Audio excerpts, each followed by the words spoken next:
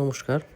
আজ আমরা দেখব পশ্চিমবঙ্গ সরকারের ইউথ অ্যান্ড স্পোর্টস ডিপার্টমেন্টের আন্ডারে যে সমস্ত ইউথ হোস্টেলগুলো আছে সেগুলো আমরা কিভাবে অনলাইনে বুকিং করে নেব। গুগলে এসে আমরা সার্চ করে নেব ইউথ হোস্টেল booking.wb.gov.in। এটা সার্চ করার পর প্রথমে দেখুন অপশানটা চলে আসবে ইউথ। এখানে ফার্স্টে যে অপশানটা এসছে সেটাতে ক্লিক করলে এই পেজটা ওপেন হয়ে যাবে। আপনি প্রথমবারে পেজে এলে অবশ্যই রেজিস্টার করে নেবেন। রেজিস্টারে ক্লিক করে রেজিস্টার ফর্মটা ওপেন হবে। রেজিস্ট্রেশন ফর্মটা, সেখানে আপনার first name, middle name, last name, gender, address, mobile number এগুলো আপনাদেরকে ফিল আপ করে নিতে হবে। মোবাইল নাম্বার, ইমেল আইডিটাও অপশনাল, দিতেও পারেন নাও পারেন। এখানে আপনাদেরকে বলে দিই ইউজার আইডিটা আপনারা কীভাবে দেবেন। ইউজার আইডিটার ক্ষেত্রে কোনো রকম স্পেশাল ক্যারেক্টার ইউজ করা যাবে না। যেমন একটা দেখিয়ে দিচ্ছি, ধরুন অমিত.123 এমনি কিছু একটা দেবেন, হয় অমিত123 দেবেন। পাসওয়ার্ডের ক্ষেত্রে যেমন পাসওয়ার্ড হয়ে থাকে সেই মতন পাসওয়ার্ডটা দিয়ে দেবেন।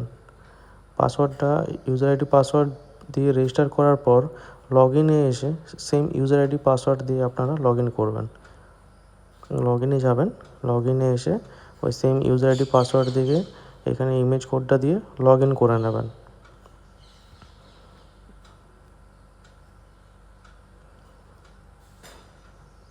লগ ইন করার পর এই পেজটা ওপেন হবে কুইক বুকিংয়ে, যেখানে আপনাদের লোকেশান চুজ করতে হবে। এখানে আপনাদেরকে মনে রাখতে হবে যেই ইউথ হোস্টেল বুকিং করছেন ফার্স্টে সেই জেলাটা থাকে, তারপরে সেই ইউথ হোস্টেলটা থাকে। যেটা বুক করছেন জেনে নেবেন কোন জেলার আন্ডারে সেটা পড়ছে। যেমন আমরা এই ক্ষেত্রে মাইথন বুক করব, যেটা পশ্চিম বর্ধমানে, তাহলে পশ্চিম বর্ধমান মাইথন ইউথ হোস্টেল আমরা এখানে চুজ করে নেব। এবং অ্যাকোমোডেশন টাইপ মানে হচ্ছে যে আপনি কী চাইছেন, রুম টাইপ যেটা বলে, এখানে AC, double bed, deluxe, dormitory সব রকম পেয়ে যাবেন। এবার আপনার যে রুমটা প্রয়োজন সেটা আপনি এখান থেকে সিলেক্ট করে নেবেন। যেমন এই ক্ষেত্রে আমরা ডরমিটারি বুক করব।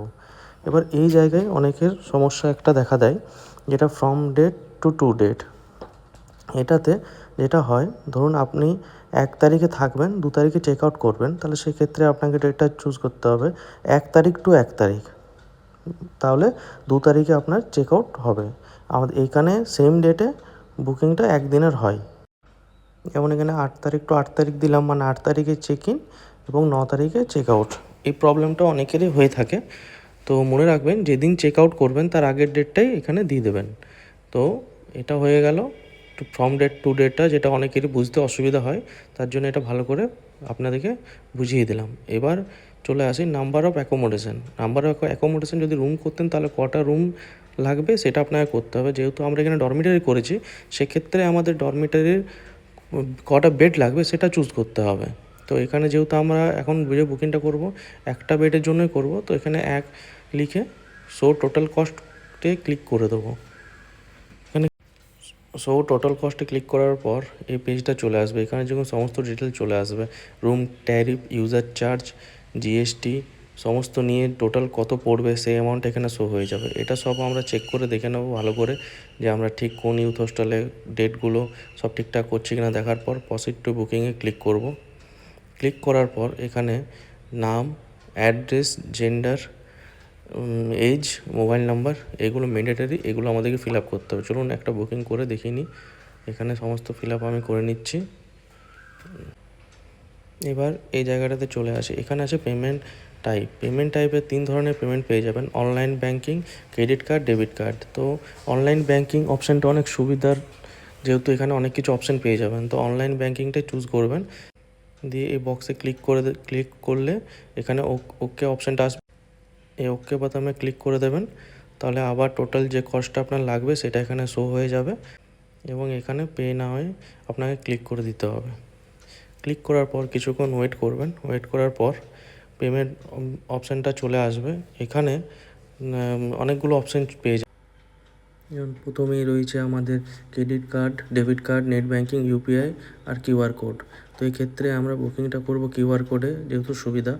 ভীম ইউপিআই চুজ করে এখান থেকে এই কিউআর কোডটা আমাদের ফোনে যে কোনো অ্যাপ থেকে ফোনপে, পেটিএম যে কোনো অ্যাপ থেকে কিউআর কোড স্ক্যানারে গিয়ে স্ক্যান করে পেমেন্টটা আমরা করে দেবো। চলুন পেমেন্টটা করে দিই। পেমেন্টটা করা হয়ে গেছে। কিছুক্ষণ ওয়েট করবেন। কিছুক্ষণ ওয়েট করার পর দেখবেন বুকিং স্লিপ, যেটা অ্যাকনলেজমেন্ট স্লিপটা আছে সেটা আপনাদের চলে আসবে।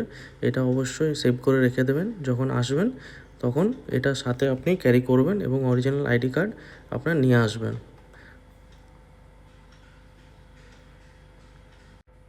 ধন্যবাদ। এই ভিডিওটি ভালো লাগলে অবশ্যই লাইক, কমেন্ট, শেয়ার করে দেবেন।